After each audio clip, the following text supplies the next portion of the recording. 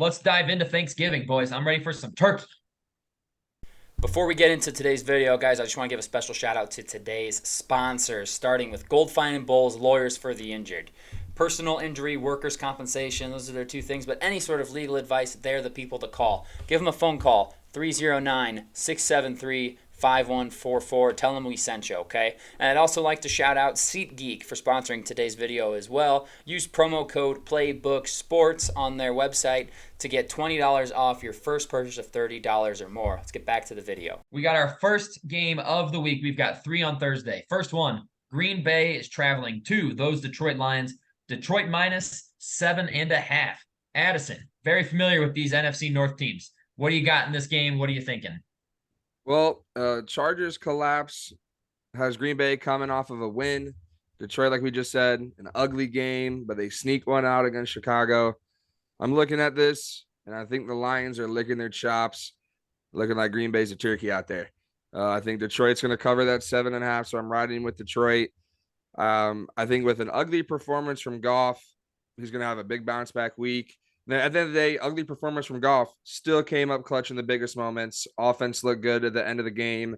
So they're coming off rolling near the end of the game, which is big. I just don't see it for Green Bay. I just don't see how they keep up with the Lions because, albeit with the turnovers, that team still can score 30 plus points in Detroit, and I just don't see that from Green Bay. And again, I touched on it when we talked about it earlier, but Green Bay stayed alive by a DPI in that Chargers game. Don't know if Detroit will keep it that close, so something that late can impact it. I'm going Detroit minus 7.5 at home. Can't wait for that Thanksgiving blues on them. Love that. Yes, sir. Colin, thoughts on this one? Yeah, I'm leaning Detroit here as well. It is a divisional game, which is much like their game last week. Same exact spread, I'm pretty sure, is their game last week, so that kind of throws red flags my way. Aaron Jones going down for the Packers, probably likely for the year at this point. It was a tough loss for them. We saw what their offense with A.J. Dillon looked like whenever he was out those several weeks earlier this year. Did not look very good offensively, and I still don't think the Packers are a very good team at the end of the day. And this is kind of a prove it spot, national spotlight for Detroit. Go out there and show us something. So I'm going to take Detroit in our picks here, minus a 7.5, and just hope they don't muck it up like they did last week with Chicago. Yeah. Bobby's on Green Bay plus the 7.5. I'm on Detroit with you guys, minus 7.5. These two teams played earlier in the year in Lambeau. Detroit beat them by 14 pretty handily. Yeah. Detroit this year so far, and I don't know, take this stat for what it's worth. They are 1-1 against teams currently in the playoff picture, 7-1 against teams currently not in the playoff picture. They're doing kind of what Dolphins and Cowboys are doing, just beating the bad teams that you're supposed to beat. That's what you should do to bad teams if you're a good team. Detroit does that. And Green Bay's not in the playoff picture. I love Detroit in this spot. They're Detroit 7-3 against the spread on the season. Love them at home in this one on Thanksgiving. So it'll be us three and Sage on Detroit and Bobby on Green Bay. Next up, we've got Washington traveling to Dallas. Dallas minus 10.5 points. Another big spread for those Cowboys. Addison, what are your thoughts on this one? I'm looking at Washington's terrible offensive line. And then on the other side of the ball, Washington's terrible defense. And I'm looking at Dallas's offense that dominates bad teams and a Dallas defensive line that gets home like it's nobody's business. And I'm also looking at Washington coming off 2 L's against the G-Men this year. And that's not pretty. And that's why I'm taking the Commanders plus the 10.5. Just keeping it close because it's a division game. And this is the Commanders. They lose to the G-Men twice. Take the Philly Eagles to the overtime and to the brink in the other game. Who's going to show up? Is it a team that's going to score 30 or is it a team that's going to score 7? I'll take the team that's going to score 30 in the dome. Some good weather. I mean, no weather, obviously, the dome ski, but keeping it close, 10.5, a lot of points in the division game for an offense that can score points. I'm just praying Dallas doesn't go too crazy because this could be 45-10. But yeah, I'm taking Washington going plus the 10.5. Need a game here. Yeah, they need it bad. Washington, their last 5 games, you kind of touched on it. 1-4 in their last 5 games with 2 losses to the New York Giants. That is unforgivable. I mean, my God. Heads have to roll for that. They aren't, but they need to because you cannot give up 256 yards to Tommy DeVito and the weapons at their disposal. And Dallas at home, Colin, how many games in a row have they won? Is it 12? I want to say it's 12, yeah. 12 in a row at home. And what does Dallas do to teams like this? They shit pump them. They pull their pants down and spank them on the ass. Okay. It's Dallas here. Dallas minus the 10.5. It's a big spread. I don't love the big spread, and it's a short week. It's a Thursday game, a 3:30 Thursday game. It's a big spread, short week. Scares me. Divisional matchup scares me, but it's Dallas at home against a bad football team, and that has been absolute cash all season long. Colin, Come on, Colin. There's room on this side of the fence, man. Come on. I'll say Dallas on Thanksgiving as of late. The last 10 times, I'm pretty sure they're 4-6 outright on Thanksgiving. So not great on Thanksgiving. You look at Dak, he's 3-3 outright on Thanksgiving. 2-0 versus the Commanders, though, on Thanksgiving. 0-1 against Sam Howell, though. The Cowboys are getting smoked last year, week 18, in a game the starters played in Washington. But Addison, you talked about it. Washington's offensive line is terrible. Allowed 51 sacks through 11 games. That's awful. Oh my God. Here comes Dallas's defensive line that loves to get to the quarterback. And then you also mentioned their defense. Washington's defense is 30th ranked against the pass as far as yards allowed per game, 32nd ranked in points allowed. Looks like some pressure on the defensive side from Dallas, and then some just anything you want offensively on the other side from Dallas. Washington is the 4th ranked team as far as sacks go themselves, so they can get to the quarterback also themselves. But I like Dallas here minus the 10.5. But Thanksgivings haven't treated me well the last few years. It's been a depressing hour ride home from Mimos at halftime of the game. No. Alrighty. So Addison riding solo with those Commanders because Bobby and Sage both on Dallas with the I say it points all here. leans Dallas and shit. Right. Knowing me, I'll probably hop on Cowboys minus 13.5. Public's going to be all over it. Yeah, they So that's will. why Commanders just Sam. I see Sam Howell stepping up in that pocket a couple times, making a couple gutsy throws, keeping it close, back there covering Mima, back door. I was leaving that back door open. DeRon Bland breaking the NFL record this week. He's got what, 4 pick sixes or 3? Tied the single season record with 4 last week. Legendary, man. Can he get 5? 8 games to go. He's got it. Come on. Or 7 games to go. Come on. I love it. All right. Last Thanksgiving game, Thursday night football. San Francisco 49ers traveling to Seattle. I'm going to go first. You know what I love to say and what I want to say is home division dog. I'm not going to say it here. I can't. Strictly because San Francisco is healthy. They're not a beatable team when they're healthy. They just aren't. Kenneth Walker III, probably not playing. Rookie running back, Zach Charbonnet, going to have to step up. Geno Smith, hurt last week. Rushed back out there for the last drive. Didn't end up mattering. Right now, these two teams are going in opposite directions. Seattle seems like they're slipping. They got swept by the Rams. How do you get swept by the Rams? What are we doing? If Drew Lock has to suit up, this spread would be massive. Pushing probably 20. I would say this one is like San Francisco going to Jacksonville a couple of weeks ago. This is how that game reminds me. I feel like Seattle and Jacksonville can be on the same boat, and San Francisco beat them by 31 on their home field. San Francisco is just too good right now. They're on that upswing for sure. And look out, man. Short week, injured players from Sunday have way less of a chance of playing on a Thursday, like Kenneth Walker, like Geno Smith, and any other players banged up. San Francisco's fully healthy. If these two teams were full strength and it was this spread, I'd probably lean Seattle. But with Seattle being hurt and San Francisco being healthy, I'm going with the Niners minus the 7 here. Addison. I'm also going to go with the San Francisco 49ers minus the 7 here. I just look at last year. These two teams haven't played yet this year, but San Fran had forced like 14 punts in the 2 games they played. So their defense just has the offense for Seattle figured out. And like you said, with Geno banged up, the one area San Fran lacks in defense, you could say, is their secondary. Well, where's the deep shots going to come from if Geno's hands hurt or what's going on? So we'll see. Like you said, Drew Lock, GG's if he plays or even has to come in. I think it's going to be Geno, though, just based on the spread, because it would be higher if it wasn't. But it's just 49ers when they're healthy. They're a machine. They're well-oiled, and it's most likely any team in the league I'm taking San Fran against when they're this healthy. Getting Trent Williams back, getting Debo, and Purdy he can throw for 300 and then do nothing in the second half, and they can still win. And Seattle not inspiring a lot of confidence right now, so I'm going San Fran on the road, just dominating a division opponent. Yeah, I like that. Colin, are we clean sweeping the Niners? Oh, sadly we are.